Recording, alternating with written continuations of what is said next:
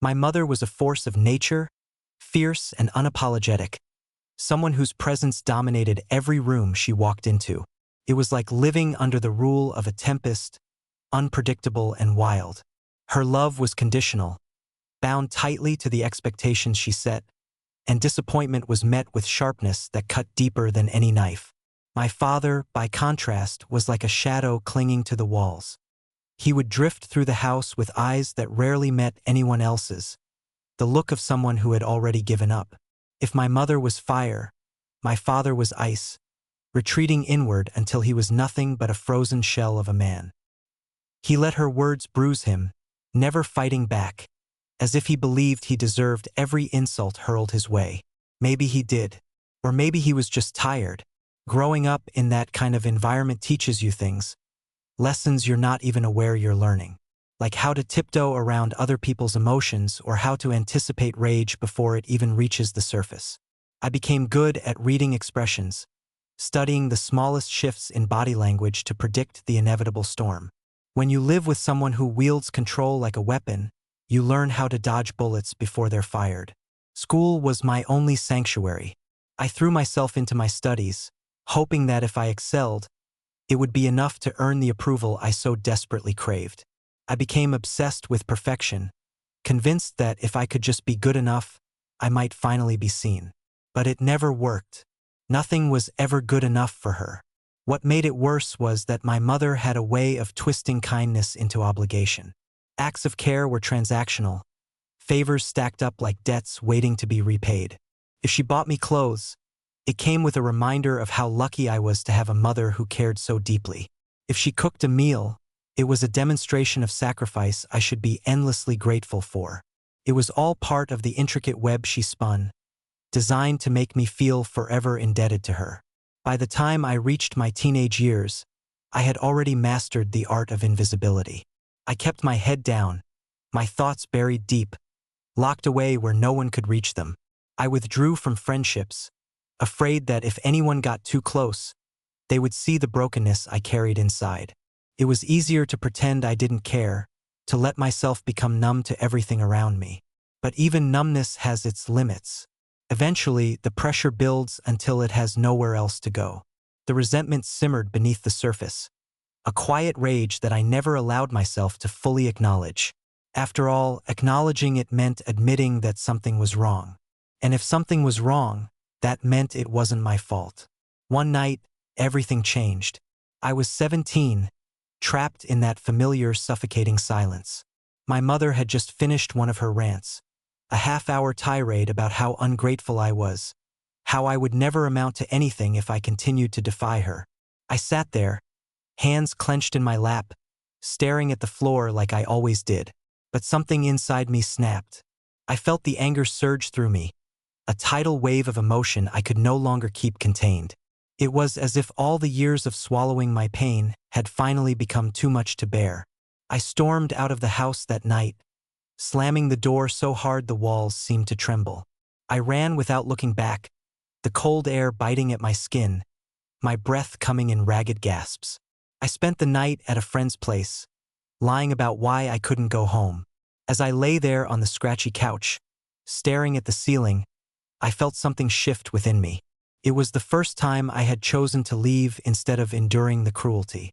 Felt like freedom, and yet it terrified me. The next morning, I returned home to find my mother waiting for me. Her expression was unreadable, a mask of indifference that only made the air feel heavier.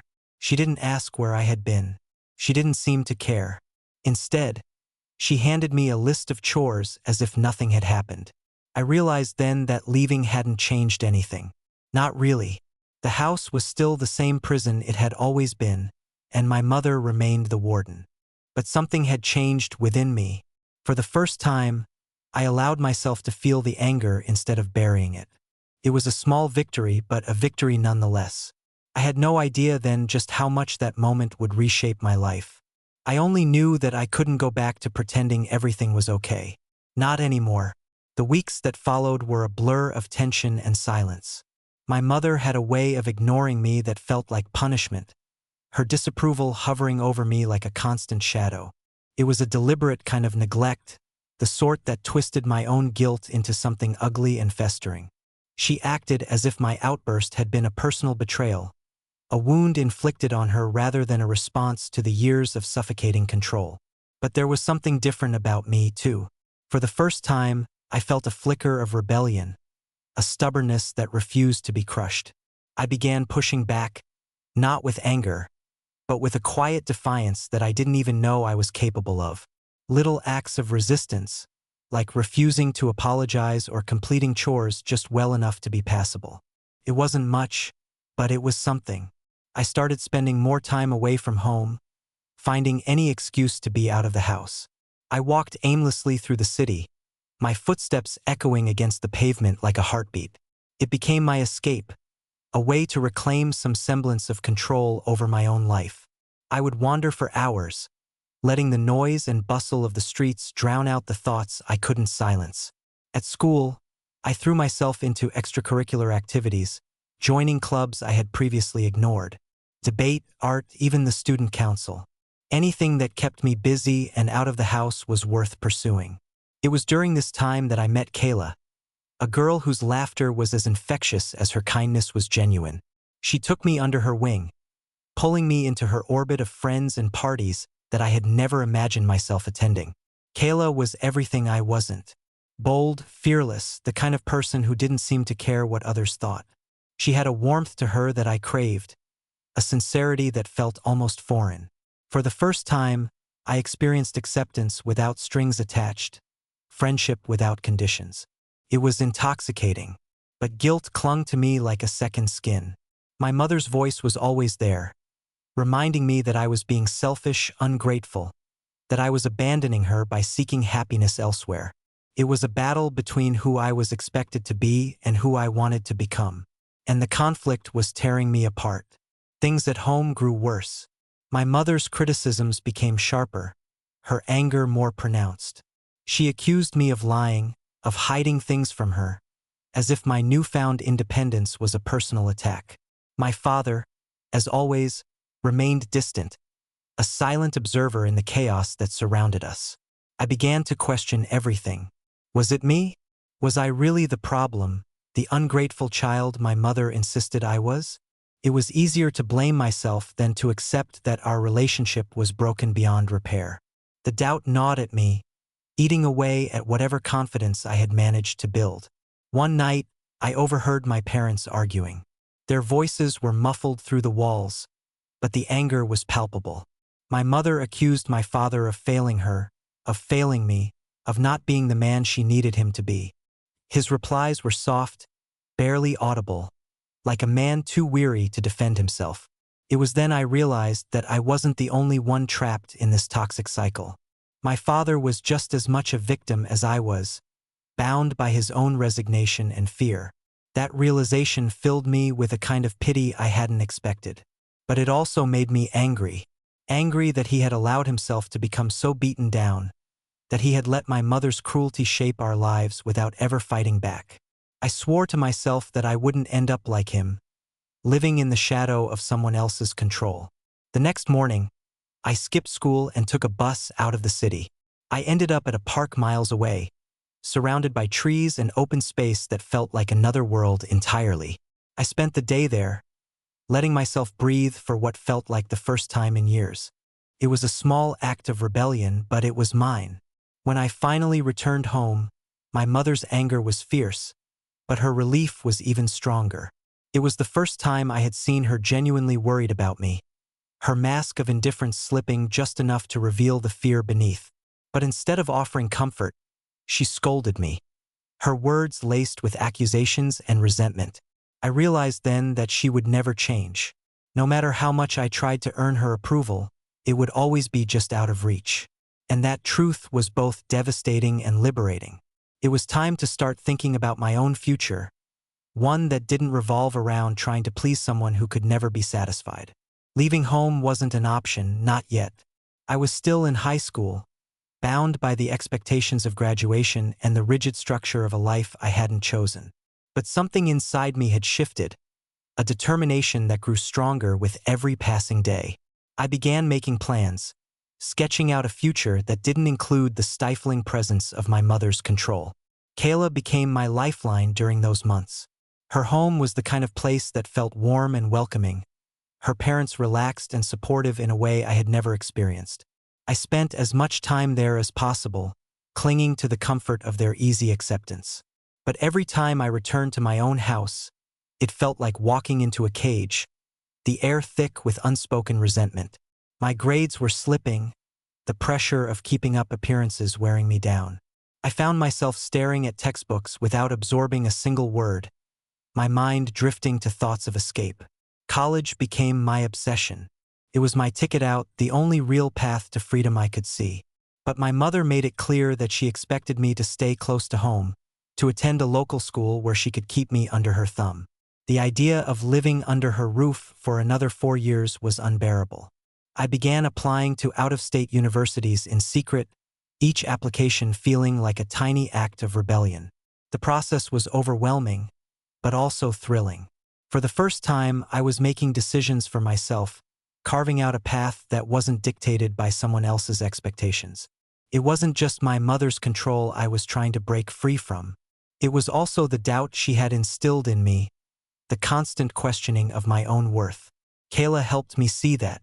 She challenged me to push past my own insecurities, to believe that I deserved something better than what I had been given. But my mother's influence was like poison, seeping into everything I did. Even as I made plans to leave, her voice echoed in my head, reminding me of all the ways I would fail.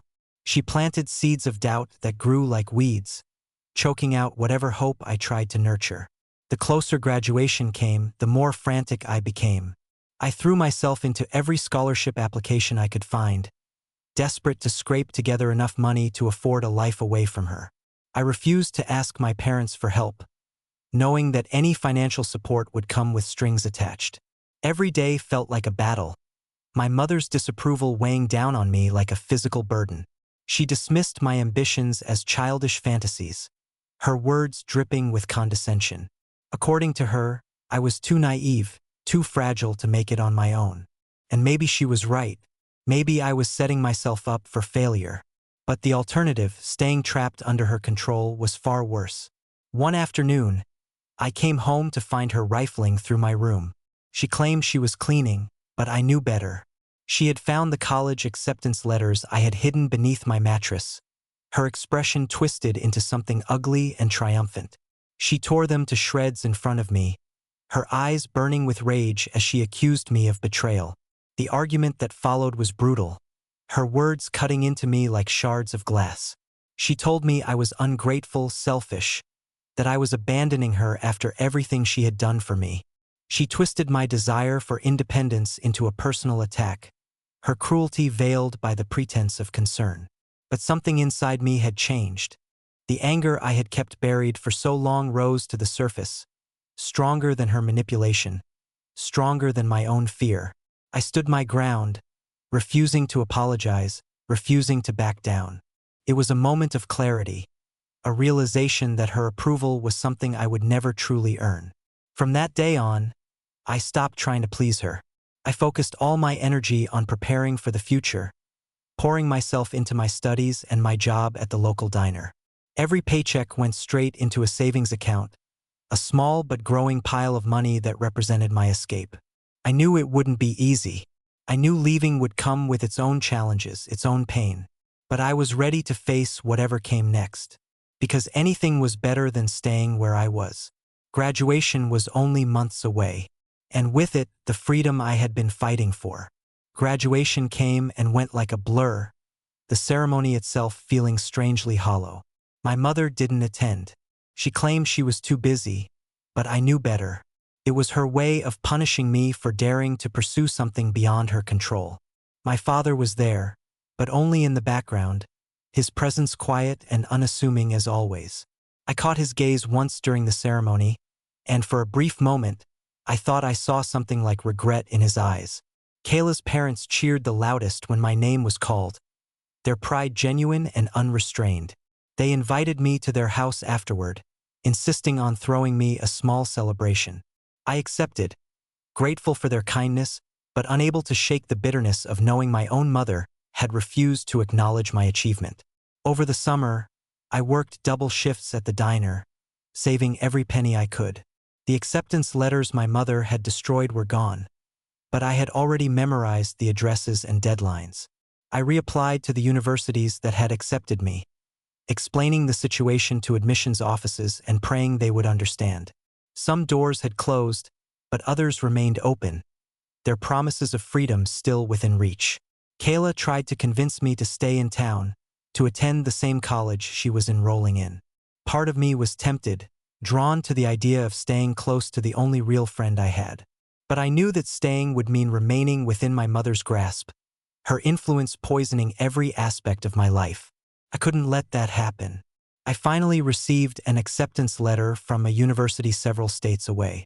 It wasn't my first choice, but it was far enough that I felt a flicker of hope reignite within me. The financial aid package was decent, and with the money I had saved, I could just barely afford to cover the rest. Breaking the news to my mother was an act of courage I wasn't sure I possessed. I waited until she was in a rare good mood, her attention focused on a television show she enjoyed. I kept my voice steady, my expression neutral as I told her I was leaving at the end of the summer. Her reaction was explosive. She accused me of abandoning her, of being ungrateful and selfish. She listed every sacrifice she had made, every supposed kindness she had shown, as if they were debts I had failed to repay. Her words were designed to wound, to strip away whatever resolve I had managed to build. But I stood firm. I didn't raise my voice or let her cruelty break me. I simply repeated that I was leaving, that I had made my decision. Her fury eventually gave way to something colder, a disdainful silence that stretched on for days. My father's response was less dramatic, but somehow more painful. He simply nodded when I told him, his eyes avoiding mine as if acknowledging my departure would somehow make him complicit. He wished me luck, his words hollow and detached. I wanted him to fight for me, to tell me that I was making the right choice. But he offered nothing. As the summer dwindled away, I continued working and preparing for the move. Kayla helped me pack, her excitement for my new life bittersweetened by our impending separation. We made promises to keep in touch, but I could see the doubt in her eyes. She had always been the social one, surrounded by friends and family who adored her. I was the outsider, the broken girl who had stumbled into her life. The night before I was set to leave, my mother cornered me in the kitchen. Her expression was unreadable, her voice calm in a way that made me uneasy. She told me that I was making a mistake, that the world outside was cruel and unforgiving. She insisted I would fail, that I would come crawling back, begging for her forgiveness. I listened to her tirade with a numbness that bordered on indifference. Her words no longer held the power they once had. I had spent too long allowing her cruelty to define me, to shape the person I believed myself to be. But I wasn't that person anymore. The next morning, I left before sunrise. I didn't say goodbye. I simply walked out the door, my belongings crammed into a battered suitcase and my heart pounding with a mix of terror and exhilaration. The bus station was quiet, the air thick with the scent of diesel and morning dew. As the bus pulled away from the station, I stared out the window, my hometown shrinking into the distance. It felt like shedding a layer of skin, like releasing a breath I had been holding for years. I was free, but I was also alone. The thought was both liberating and terrifying.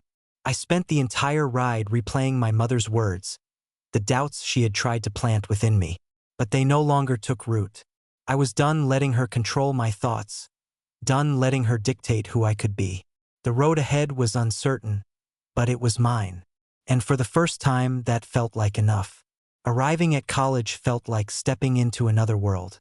The campus was sprawling and alive, filled with faces that carried their own histories and ambitions. No one knew who I was or where I had come from. There was a kind of beauty in that anonymity, a freedom I had never experienced before. I threw myself into my studies with a focus that bordered on obsession. Every class, every assignment, felt like another step toward proving that I was more than the broken, ungrateful child my mother had painted me to be. I was determined to succeed, not just for myself, but as a kind of defiance against everything she had tried to make me believe. But the adjustment wasn't as easy as I had hoped. The loneliness was palpable, an ache that settled deep within me during quiet nights spent hunched over textbooks or wandering the campus alone. I missed Kayla more than I had expected, her absence leaving a void that no amount of academic achievement could fill. I tried making friends, attending campus events and striking up conversations with classmates, but I always felt like an outsider, my own insecurities tainting every interaction. I couldn't shake the feeling that I didn't belong, that I was merely pretending to fit into a world that had never been meant for me. My mother's words haunted me during those early months. Her predictions of failure, her certainty that I would come crawling back. They echoed through my thoughts like a toxic mantra, feeding the doubts that I struggled to keep at bay. Money was a constant worry. The financial aid I had received covered most of my tuition, but the costs of living quickly began to pile up. I picked up a part-time job at a local bookstore, the hours long and the pay minimal. But it was better than nothing. Every dollar I earned felt like a small victory, proof that I could survive on my own terms. Despite the challenges, there were moments of light. Late-night study sessions that turned into genuine conversations with classmates. Professors who praised my work, their encouragement like drops of water on parched soil. The city itself became a kind of sanctuary, its streets and parks offering an escape from the weight of my own thoughts. Months passed, and slowly, I began to find my footing. I made friends, real friends who accepted me without judgment or expectation. People who saw me for who I was, rather than who I had been molded to be. It was a kind of healing I hadn't realized I needed. Kayla and I kept in touch through sporadic phone calls and messages. Her life was thriving, her college experience everything mine was not. She had found her place, surrounded by friends and opportunities that seemed to come so easily to her. I was happy for her, but I couldn't help feeling a twinge of envy every time we spoke. Thanksgiving came and went without fanfare. I couldn't afford to travel back home, not that I wanted to. My mother made no attempt to contact me, her silence more telling than any words she could have spoken. My father sent a single text, a brief message wishing me well. It was more than I had expected, but still painfully insufficient. Winter break arrived, and the campus emptied out as students returned to their families. I remained behind, too broke to afford a plane ticket and too unwilling to subject myself to my mother's judgment. The loneliness became almost unbearable during those weeks, the isolation amplified by the festive cheer that seemed to envelop the world around me. I spent Christmas Eve alone in my tiny dorm room, curled up beneath a threadbare blanket with a mug of cheap instant coffee clutched in my hands. Snow fell outside, blanketing the campus in a pristine white that felt both beautiful and cruel. I watched the flakes drift past my window, their delicate dance mocking the heaviness I carried within me. The new year arrived without ceremony, just another cold morning in a string of cold mornings. I told myself that I was fine, that I didn't need anyone's approval or validation. But the truth was harder to swallow. I was struggling, caught between the desire to prove myself and the crushing weight of doubt that refused to release its grip. One night, as I lay awake staring at the ceiling, my phone vibrated with an incoming message. It was from my father. A brief, halting text that asked if I was doing okay. The question was so unexpected that it brought tears to my eyes. It was the first time he had reached out to me without prompting, his concern fragile but real. I typed out a response, my fingers trembling slightly. I told him that I was fine, that school was going well, that I was managing. It was mostly true. But as I hit send, I realized that what I wanted most was for him to push harder, to ask the questions he had always avoided. I wanted him to care enough to fight for me. But he didn't. His reply was polite, cordial, but ultimately empty. A reminder that he was still the same man who had stood on the sidelines of my life, too afraid or indifferent to intervene. And so I continued on, pushing forward, even when it felt like I was running on fumes. Because giving up was not an option. Not now, not ever. Spring brought with it a kind of renewal both in the world around me and within myself. The air grew warmer, the days longer, and slowly, I began to feel something close to hope. My grades were strong, my part-time job stable enough to keep me afloat. I had even made a few friends who seemed to genuinely care about me. But the wounds from home still lingered, like scars that refused to fade. I avoided calls from my mother, her attempts at contact infrequent but always laced with the same venomous manipulation. She accused me of abandoning her, of failing to live up to the sacrifices she had made. Her words were predictable, rehearsed, designed to pull me back into the web of guilt she had woven over the years. I blocked her number more than once, only to unblock it out of a twisted sense of obligation. Cutting her off completely felt like an act of cruelty I wasn't sure I could bring myself to commit.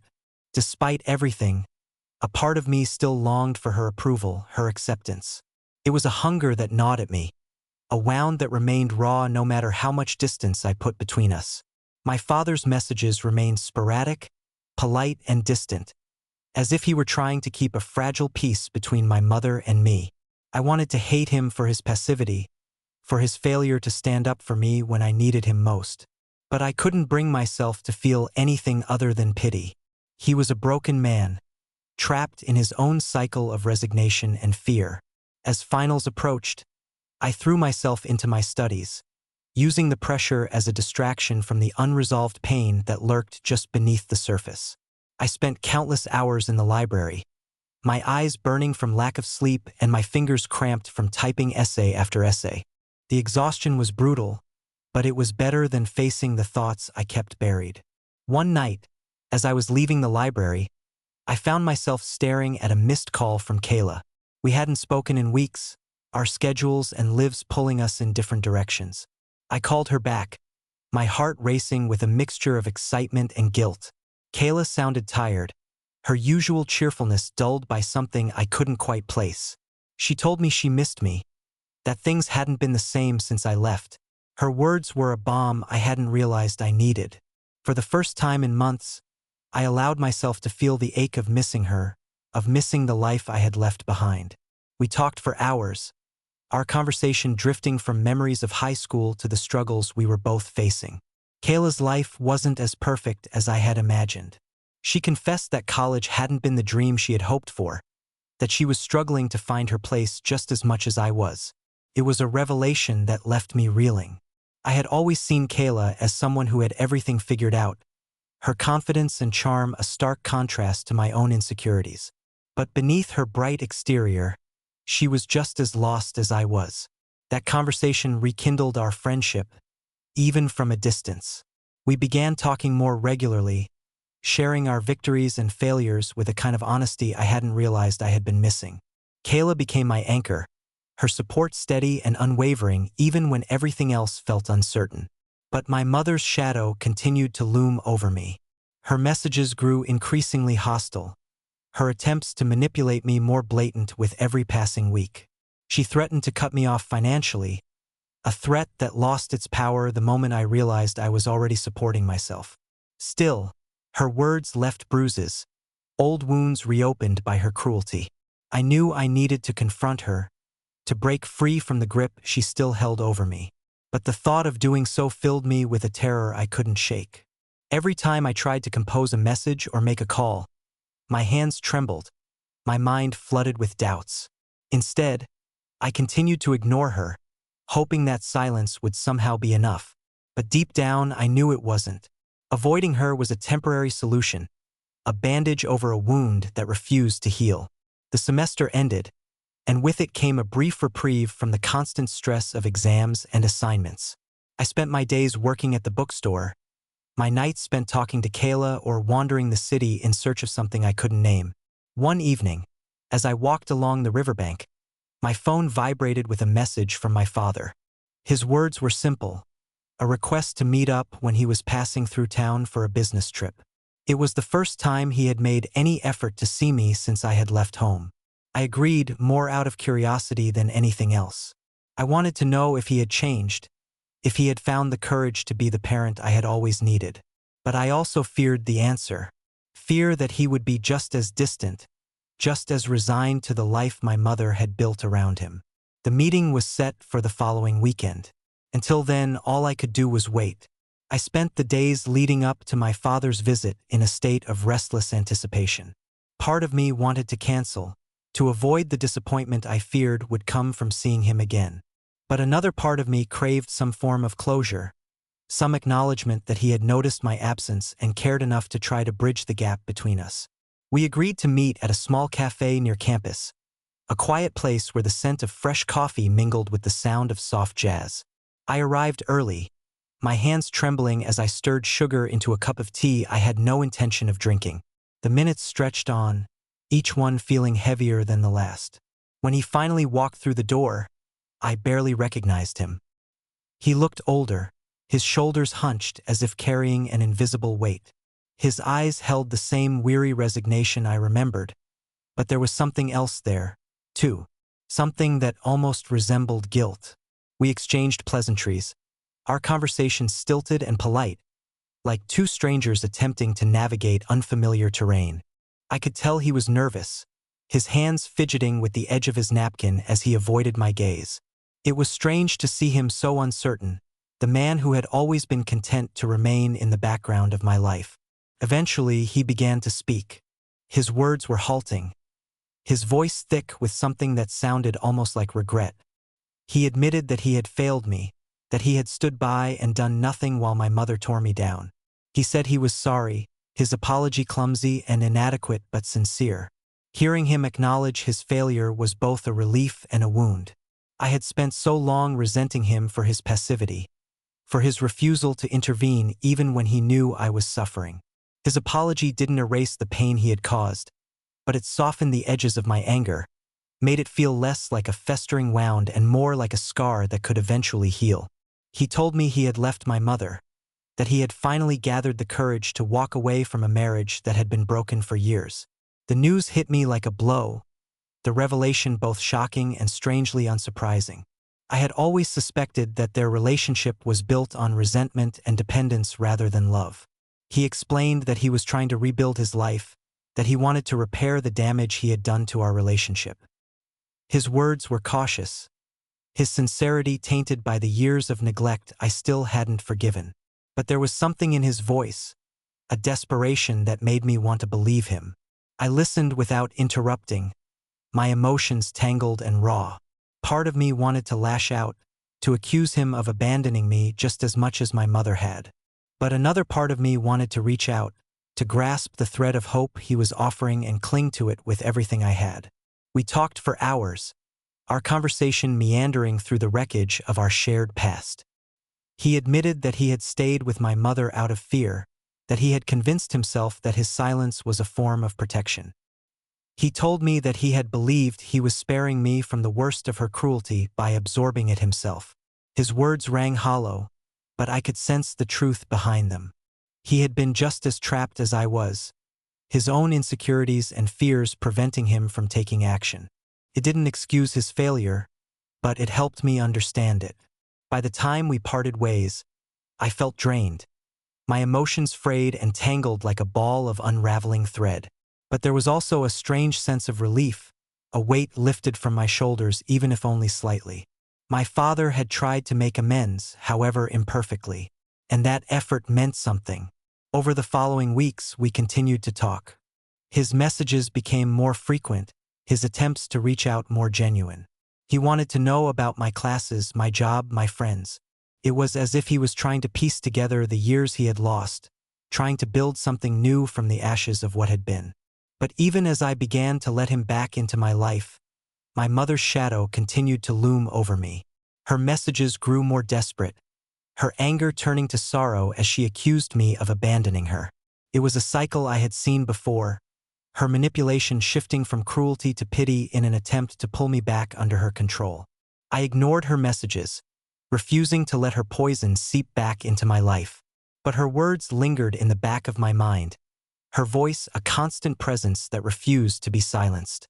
No matter how far I ran, it seemed she would always find a way to reach me.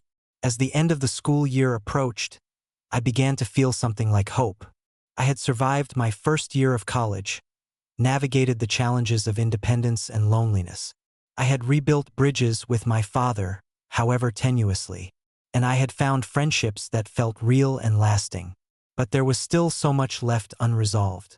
My mother's hold on me remained, her influence a toxic thread woven through every aspect of my life.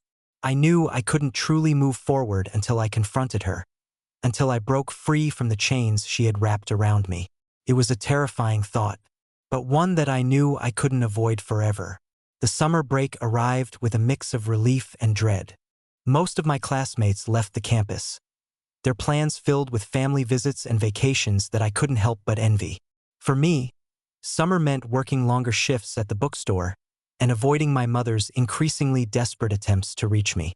My father continued to call and text, his efforts at rebuilding our relationship genuine but often awkward. It was like learning a new language, stumbling over words and meanings as we tried to forge something new from the wreckage of the past. I appreciated his attempts, even if I couldn't fully trust them yet. Kayla invited me to stay with her for a few weeks, a chance to escape the loneliness that clung to me like a shadow.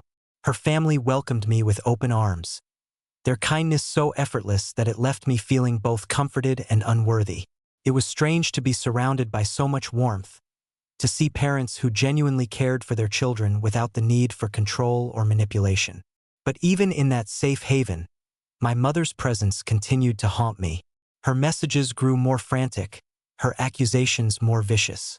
She blamed me for everything: her unhappiness, her loneliness, even her health. It was as if I had become the scapegoat for every failure she refused to acknowledge. One evening, as Kayla and I sat on her porch watching the sun dip below the horizon, she asked me if I had considered cutting ties with my mother entirely. Her question caught me off guard, the simplicity of it clashing with the tangled mess of guilt and obligation I carried. I told her I didn't know, that it felt impossible to truly sever that connection.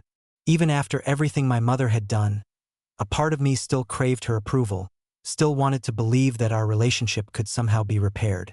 It was a weakness I hated, but one I couldn't seem to shed. Kayla listened without judgment, her presence a steady reassurance. She reminded me that I had the right to protect myself, that I didn't owe my mother forgiveness or loyalty if all she offered in return was pain. Her words were a balm, but they also left me feeling exposed. My own fears laid bare under her gentle scrutiny. After I left Kayla's house, I returned to my small apartment with a renewed sense of purpose. I couldn't keep running from my mother's influence, couldn't keep pretending that avoiding her was the same as healing. If I ever wanted to be free, truly free, I needed to confront her once and for all. I spent days crafting a letter, my words carefully chosen and rewritten until they felt sharp enough to cut through the lies and manipulation that had defined our relationship. I told her the truth, every painful detail of how her cruelty had shaped me, how her control had twisted my perception of love and worth. I wrote about the nights I spent crying myself to sleep, the years I wasted trying to earn her approval, the endless guilt she had burdened me with. I told her that I was done living under her shadow, that I was choosing to break free from the chains she had tried so hard to bind me with. I didn't write the letter for her. I wrote it for myself, a way to reclaim the power she had stolen from me piece by piece. When I finished, I felt drained but lighter, the weight of unspoken words finally released. I sent the letter through email, knowing that she would read it immediately. I didn't expect a response, didn't even want one. It was an act of closure, a way to draw a line in the sand and say that I was done letting her dictate my life. Days passed with no reply, and I found myself both relieved and anxious. Part of me feared that she would retaliate, her cruelty finding new ways to reach me even from a distance. But the silence that followed felt more like peace than punishment. My father called me the following week, his voice filled with concern as he asked if I had heard from my mother. I told him about the letter. My words met with a long, thoughtful silence. He admitted that he had tried to reach her as well, that she had cut him off completely after their separation. He sounded lost, his own guilt mingling with mine in a way that left me feeling strangely comforted. We were both trying to heal, both struggling to rebuild our lives from the ruins of her control. It wasn't perfect, but it was something. The summer continued, the days blurring together in a haze of work and quiet reflection. I found myself thinking less and less about my mother, her voice no longer holding the same power over me. It was a gradual process, the pain fading like the memory of a bad dream. By the time the new semester began, I felt stronger, more certain of myself than I had ever been.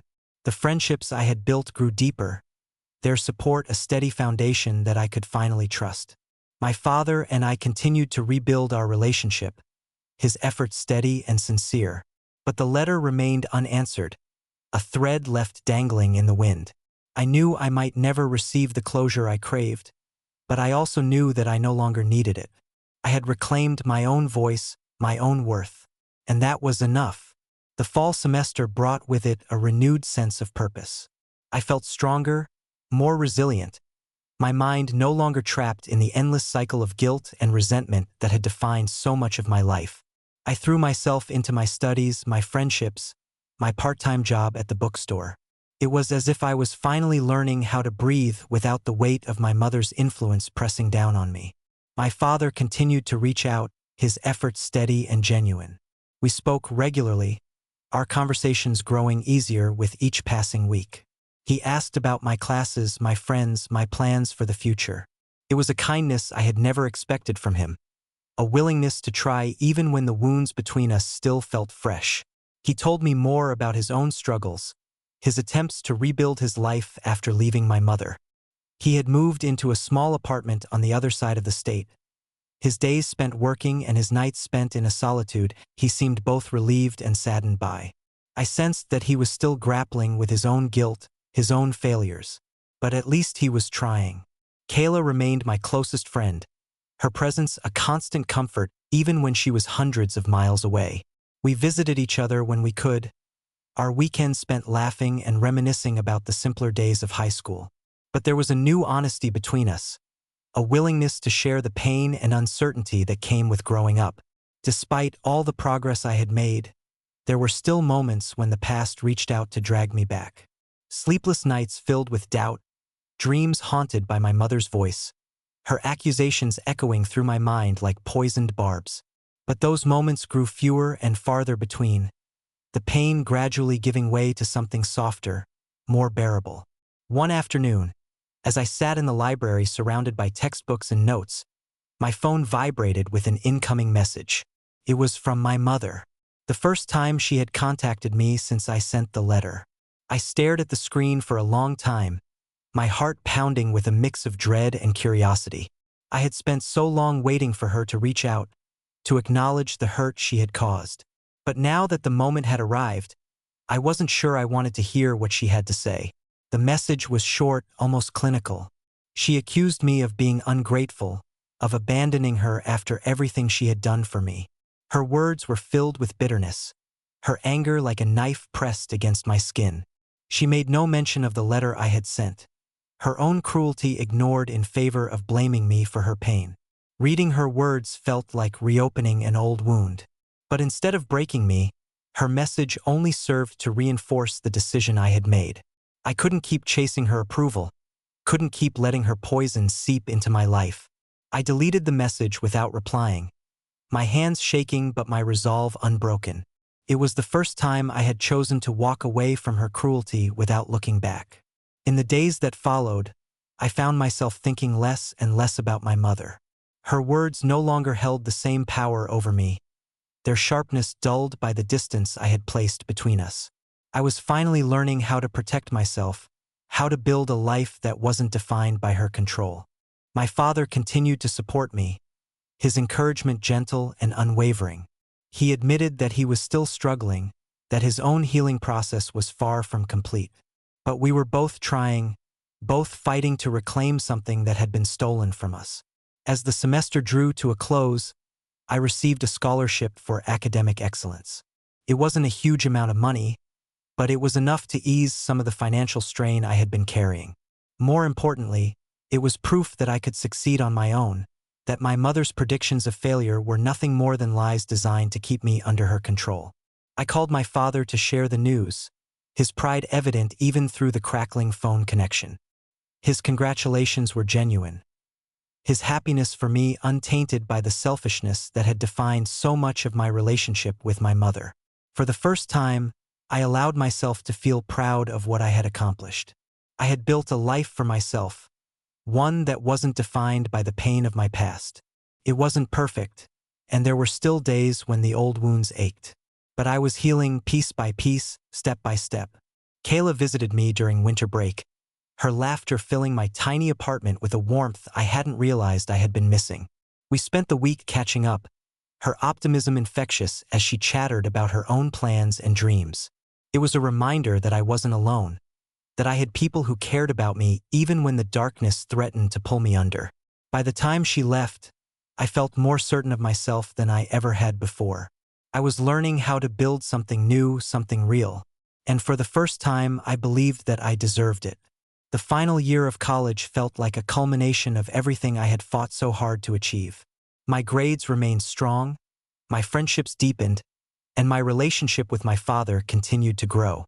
It wasn't perfect, nothing ever truly is, but it was real, built on a foundation of honesty and effort that I had once believed was impossible. My mother's absence was a constant but manageable ache.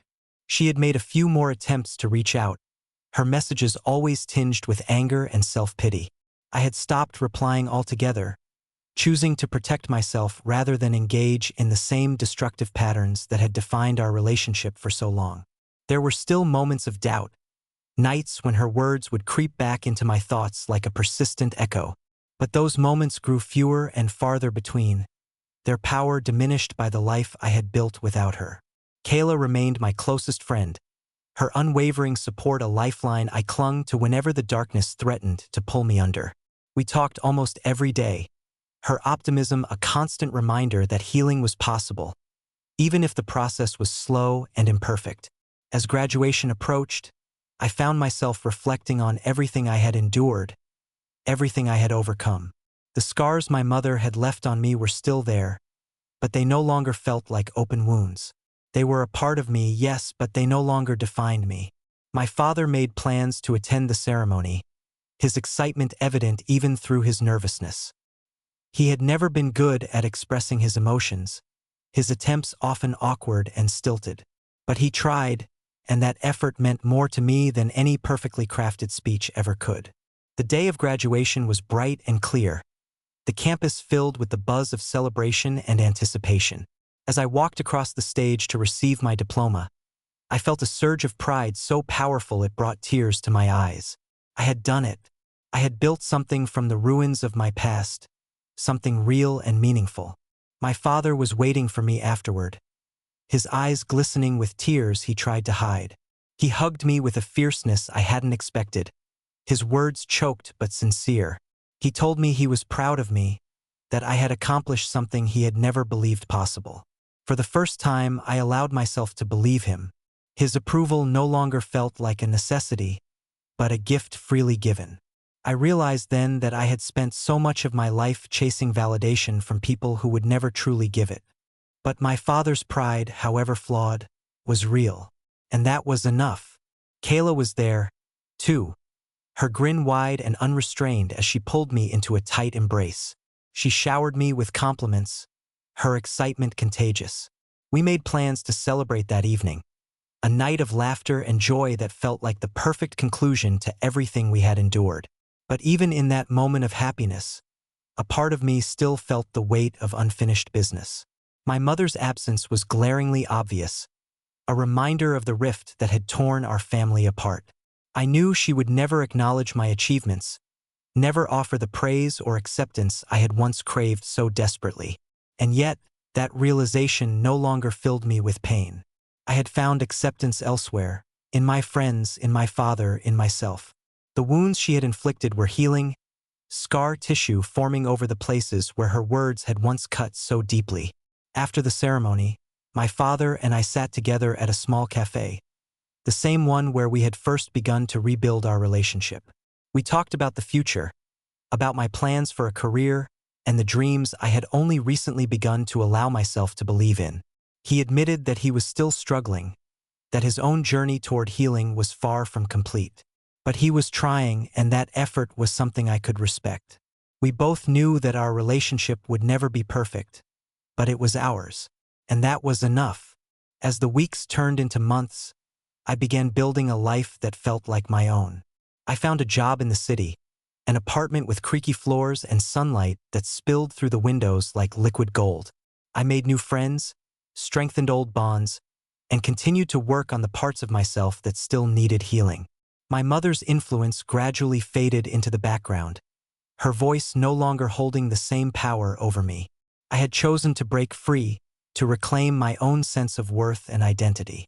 It was a choice I had to make over and over again, but each time it became a little easier.